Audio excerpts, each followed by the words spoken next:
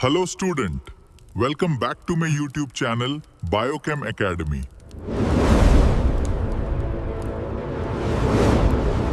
तो यहाँ पर हम लोगों ने आयनिक गतिशीलता के निर्धारण के बारे में हमें यहाँ देखना है, ठीक है, जिसको बताया जाता है इससे म्यू को प्रदर्शित करते हैं, म्यू से प्रदर्शित करते हैं। तो सबसे पहले इसमें बताया जाता है, क्या बताया जा रहा है कि आयनिक गतिशीलता जो होती है, ठीक है, उसको म्यू ए या म्यू सी से क्या दिया जाता है, प्रदर्शित किया जाता है, ठीक है। अब यहाँ पर आयनिक गतिशीलता जो होती है अनुपाती होती है किसके, आयन के चाल पर। अब यहाँ कैसे देखिए, जब आयन की गतिशीलता में जैसे मतलब जिस तरीके से आयन की गतिशीलता होगी, ठीक है, उसी तरीके से आयन की चाल होगी। कैसे देखिए, इसे मान लीजिए अभी यहाँ हमें किसी चीज का आयनिक करना है, जैसे हम मान लीजिए केसीएल है, ठीक, क्या है, केसीएल है, और हम कहें कि एक तरीके से क्या है, ये आयनिक हो रहा है। तो अब जितनी मात्रा में ये जल के साथ या किसी के साथ आयनिक होगा, ठीक है, उतनी ही मात्रा में आयन की क्या होगी, चाल होगी। ऐसे आप अगर इसको एक साधारण से भाषा में समझे तो आप जितनी मात्रा में जल में नमक डालते जाएंगे उतनी ज्यादा जल में क्या होती जाएगी, घुलता जाएगा, और उसकी चालकता यानी कि आयन की मात्रा भी बढ़ती चली जाएगी। तो यहाँ यही बताया कि आयनिक गतिशीलता किसके, अनुपाती या समानुपाती होती है किसके, आयन की चाल के, ठीक है। अब यहाँ ये चीजें प्रदर्शित की गई हैं। यहाँ बताया क्या जा रहा है यही कि म्यू ए, ठीक है, या आयनिक गतिशीलता, और म्यू सी को भी आयनिक गतिशीलता से व्यक्त करते हैं, ठीक। ये टी या इसके क्या होते हैं, एक तरीके से अनंत तनुता, ठीक, कि क्या होते हैं, ये गुणनफल होते हैं, ठीक है। ये चीज में बताया जा रहा है। अब यहाँ पर ये क्या दिया गया है कि टी ए और टी सी जो दिया गया आपको, जिससे यहाँ पे म्यू ए और म्यू सी दिया गया था, ठीक उसी तरीके से यहाँ पर टी और टी सी के रूप में दिया गया है। ये एक तरीके से ये अभिगमन अंक के रूप में, मतलब कि एक तरीके से ये अंक को प्रदर्शित करता है, मतलब एक क्या कह सकते हैं इसको कि ये अभिक्रिया तो होती है, ठीक है, जब अभिक्रिया होती है, ठीक, तो उसमें ये देखा जाता है कि अभिक्रिया किस मात्रा में हो रही है, ठीक, तो उसको प्रदर्शित करने के लिए, उसके अंकों को प्रदर्शित करने के लिए, ठीक है। यहाँ टी और टीसी का तो प्रयोग किया ही जा रहा है, ठीक, लेकिन उसको उसका नाम क्या है, इस तरीके से वो क्या करते हैं, दर्ज करते हैं। फिर आगे बताया तो क्या बताया जा रहा है कि विद्युत धारा का वह भाग जो आयन द्वारा ले जाया जाता है, ठीक है, अभिगमन संख्या कहलाता है, ठीक। जैसा कि हमने बताया इसको आपको कि जो विद्युत धारा को क्या करता है, मतलब कि जो आयनों की संख्या, जब जैसे विद्युत धारा पाए, जिससे इसको समझने के लिए ऐसा कह सकते हैं, कैसे समझिए, जैसे आपने जलीय विलयन में यानी कि NaCl में, ठीक है, मतलब जलीय विलयन में NaCl घोल दिया है, ठीक है, NaCl घोला, तो अब NaCl जो है घुल जाने के बाद आपको आंखों से तो दिखाई देगा नहीं कि एक तरीके से NaCl के आयन हमें दिख रहे हैं, दिखेगा नहीं। लेकिन जब आप एनोड और कैथोड की उसमें राड को डालेंगे और विद्युत धारा को प्रवाहित करेंगे, तो कितनी मात्रा में विद्युत धारा प्रवाहित किया जा रहा है, कितनी मात्रा में, ठीक है। तो यहाँ बताया कि विद्युत धारा का वह भाग जो आयन द्वारा ले जाया जाता है। अब ये आयन के द्वारा लिया जाएगा, किसके द्वारा, आयन के द्वारा जो लिया जाएगा वही आपका क्या होगा, अभिगमन संख्या होगी, ये ध्यान रखिएगा, ठीक, वही क्या होगा, अभिगमन संख्या होगी। तो यहाँ यही बताया जाता है। अब ये चीज फिर क्या आगे दी गई है, जैसे आपको पता होगा जब हम लोग क्लोराउस का नियम पढ़ रहे थे तो उसमें आपको दिया गया था, जो फार्मूला लिखा गया था इस रूप में, ठीक, तो वहां आपको बताया गया था एन एन प्लस, ठीक, और एन एन माइनस के रूप में, वही यहाँ पे टी प्लस और टी माइनस के रूप में दिया आयनों के लिए, NaCl और Na के लिए और Cl के लिए, ठीक, और उसी प्रक्रिया में TA TC के रूप में, Na NaC के रूप में क्या क्या गया है, व्यक्त करते हैं।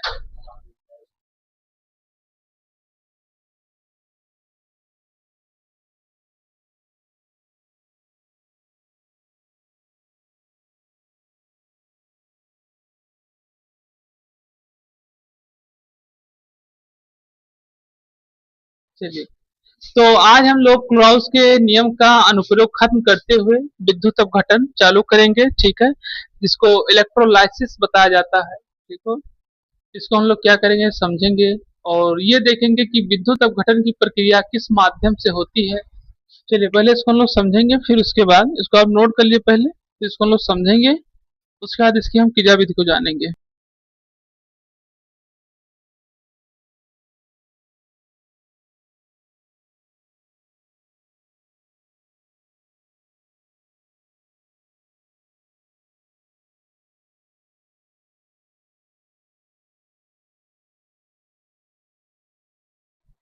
तो इसको हम लोग समझने का प्रयास करेंगे, जो कि आपका टॉपिक है विद्युत अपघटन। इसमें बताया कि विद्युत धारा के द्वारा विद्युत सबसे पहले जो दिया गया कि विद्युत धारा, ठीक है, के द्वारा अपघटन के विघटन की क्रिया, अपघटन के विघटन की क्रिया विद्युत अपघटन कहलाती है। ठीक है, फिर उसके बाद यह विद्युत अपघटनी सेल में उत्पन्न होती है। बताया जा रहा है यह विद्युत अपघटनी सेल में संपन्न होती है। विद्युत ऊर्जा का रासायनिक ऊर्जा में परिवर्तन किया जाता है। ठीक है, फिर क्या बताया जा रहा है कि हम बता रहे हैं यहाँ पे कि जैसे आप बताया कि विद्युत अपघटनी सेल में संपन्न होती है, तो ये होता क्या है? तो बताया वह विद्युत अपघटन की प्रक्रिया जिसमें पूर्ण होती है, मतलब कि विद्युत अपघटन की प्रक्रिया जिसमें पूर्ण हो, यानी कि जिसमें या कोई पात्र में, ठीक, या किसी में, ये क्या तरीके से पूर्ण हो, किसी भी पात्र में या कोई एक तरीके से बैटरी में या कोई प्लास्टिक, कुछ भी एक तरीके से उसी में, उसी को क्या कहते हैं एक तरीके से विद्युत अपघटनी सेल। ये चीजें इसमें बताई जाती है। ठीक है, अब इसको हम लोग समझने का प्रयास करेंगे, चलिए देखते हैं। विद्युत अपघटन एक ऐसी प्रक्रिया है जो विद्युत धारा के द्वारा ही क्या होती है, व्यवस्थित होती है। कैसे समझिए, जैसे हम अभी आपसे कहें कि विद्युत अपघटन के लिए विघटन की प्रक्रिया बहुत जरूरी है, और कोई चीज जब विघटित होगी, तो जैसे आपको समझे इसे कि किसी चीज को विघटन यानी कि किसी चीज को तोड़ना है अगर, तो जिसको तोड़ना है उसके अनुसार आपको आपको खुद बल लगाना पड़ेगा, फोर्स देना पड़ेगा। जैसे भी हम आपसे कहें कि एक लट्ठा है, मतलब एक डंडा है, सिर्फ एक राड है, उसको आप तोड़िए, तो हो सकता है आपकी भुजाओं में इतना बल हो कि आप एक राड तोड़ दें। लेकिन अगर ये कहा जाए कि 10 राडों का एक बंडल है और उसको आपको तोड़ना है, तो शायद आप उसको ना तोड़ पाए। तो अब विघटन की जो प्रक्रिया है यहाँ पे जो विघटन की प्रक्रिया बताई जा रही है, इसी को इसमें देखना है। तो यहाँ सबसे पहले हम बात कर रहे थे, आप समझे विघटन के बारे में। ठीक, विघटन की ऐसी प्रक्रिया होती है, मैंने आपको बताया कि अभी आप जिसको मतलब एक तरीके से विघटित कर पाए। अब जैसे हम ये कहें कि जैसे लिखा है H2O, ठीक, हम ये कहें कि H2O को आपको विघटित करना है। विघटित मतलब क्या करना है कि हाँ अलग अलग, यानी कि हाइड्रोजन जो आपका 2 है, इसको ऑक्सीजन से क्या करना है, अलग करना है। तो इसको अलग करने की प्रक्रिया में आपको ऊर्जा देनी पड़ेगी। किसी भी चीज को अलग करने के लिए आपको ऊर्जा देनी पड़ेगी। जैसे जैसे हमने भी आपको एग्जाम्पल देके बताया, ठीक है, किसी को तोड़ना है या कोई भी चीज है, ठीक है, तो उस तरीके से। तो अब देखिए यहाँ बताया जा, अब जैसे हमने कहा विघटन की प्रक्रिया, और हमने कहा कि हाइड्रोजन मतलब जल को आपको तोड़ना है, और जल को तोड़ के आपको किसमें परिवर्तित करना है, हाइड्रोजन ऑक्सीजन में। तो आप यहाँ कौन सी प्रक्रिया करेंगे जिससे हाइड्रोजन और ऑक्सीजन अलग अलग हो जाए? हाँ, गर्म करके। अगर हम पानी को गर्म करना शुरू कर देंगे तो वो वाष्पीकृत होना शुरू हो जाएगा। ठीक है, और वाष्पीकरण की प्रक्रिया में हाइड्रोजन और ऑक्सीजन क्या हो जाएंगे, विघटित होने लगेंगे। क्या होने लगेंगे, विघटित। अब यही प्रक्रिया बताया जा रहा है कि हम ऐसी कोई प्रक्रिया हमें आप बताओ, या आप इससे सोचो कि जो विद्युत धारा के द्वारा प्रवाहित की जाए, विद्युत धारा उसमें प्रवाहित की जाए, उसके बाद उसका अपघटन हो। ऐसा समझे इसको कि विद्युत धारा के द्वारा विद्युत अपघटन के विघटन की क्रिया को विद्युत अपघटन कहते हैं। जैसे हमने आपको बताया ना कि पानी को, अगर जल को या वाटर को आपको विघटित करना है, ठीक है, तो आपको उसी के अनुसार, आप देखिए इसमें भी कंडीशन है, ध्यान रखिएगा, इसमें कंडीशन सेम उसी तरीके से है जैसे हमने पेन के बारे में बताया, रॉड के बारे में। ठीक है, जैसे अभी हम कहें सिर्फ और सिर्फ हमें कहें सिर्फ 10 ml पानी है, 10 ml वाटर है, तो इसको विघटित करने के लिए आपको मुश्किल से बहुत ज्यादा, तो थोड़ी मात्रा अगर उसको गर्म करेंगे तो ऐसे विघटित हो जाएगा। ठीक, अगर हम यही कहीं कह दें कि ये मान के चलिए 10 लीटर वाटर है, तो अब इसको विघटित करने के लिए आपको ज्यादा एनर्जी की तो आवश्यकता पड़ेगी। क्या विघटित नहीं होगा? होगा, लेकिन इसके लिए ज्यादा एनर्जी की जो तो एनर्जी पड़ेगी। जैसे हमने कहा ना कि अभी राडों का बंडल हो, तो उसको तोड़ने के लिए आपको ज्यादा एनर्जी की आवश्यकता पड़ेगी। समझ में आया कि ना? उसी तरीके से 10 लीटर को अगर आपको विघटित करना होगा, हाइड्रोजन ऑक्सीजन को अलग करना होगा, तो उसमें आपको ज्यादा एनर्जी खर्च करनी पड़ेगी। होगा, ऐसा नहीं होगा? तो अब आप लोग अपने दिमाग से समझो और इसको बताओ कि कौन सी ऐसा या कौन से के माध्यम से हम उसका क्या करेंगे, विघटन करेंगे। बताओ ऐसी कौन सी प्रक्रिया है? NaCl। कौन सी प्रक्रिया है? NaCl। जब NaCl को आप जलीय विलयन में घोलेंगे, ठीक है, तो उनको अलग करने के लिए हमें सबसे पहले क्या करना पड़ेगा, विद्युत धारा को प्रवाहित करना पड़ेगा। क्या करना पड़ेगा?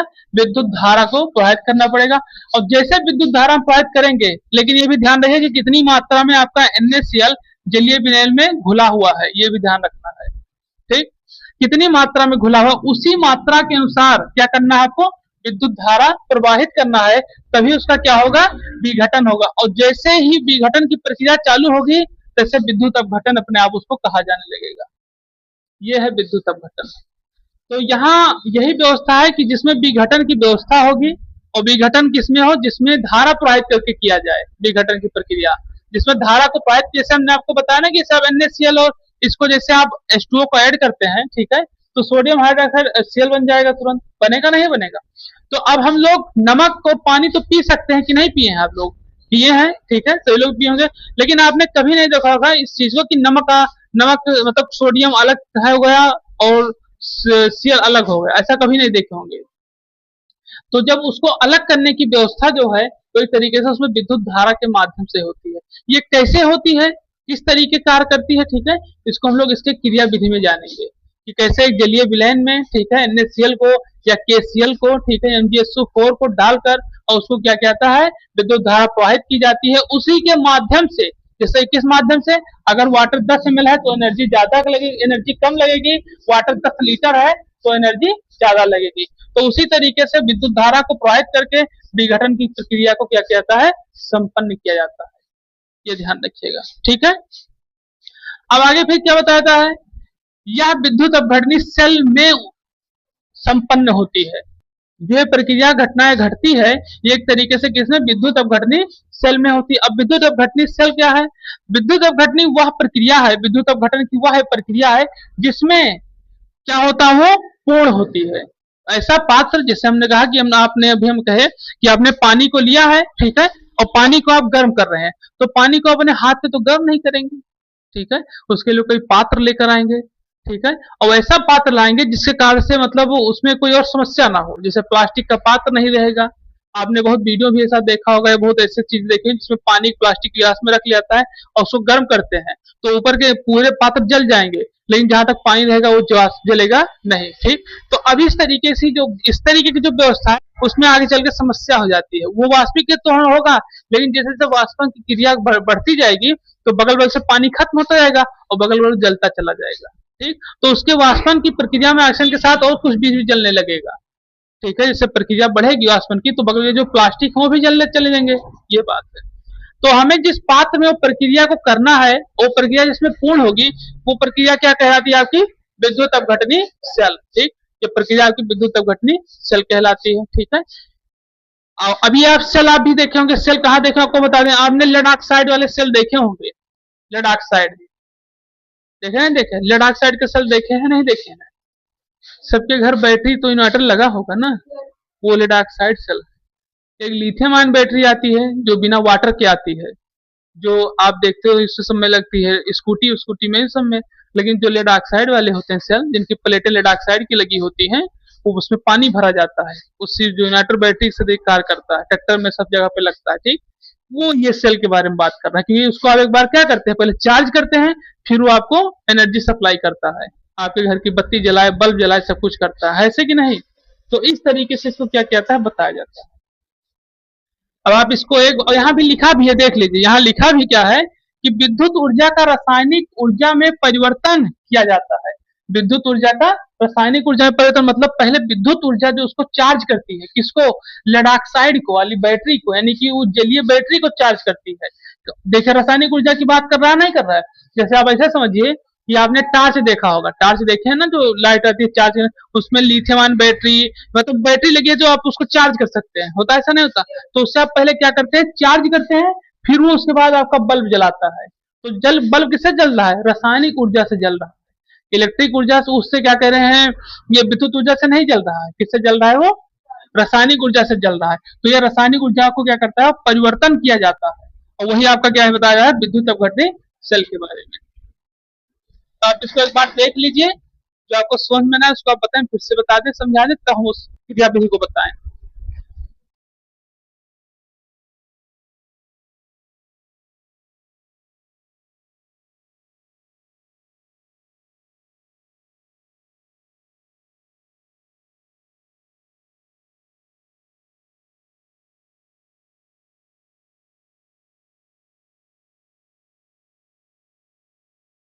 चैनल को लाइक करें, सब्सक्राइब करें, शेयर करें और कमेंट करें। The top important concept is coming up next. Subscribe now to the Biochem Academy. Don't miss it.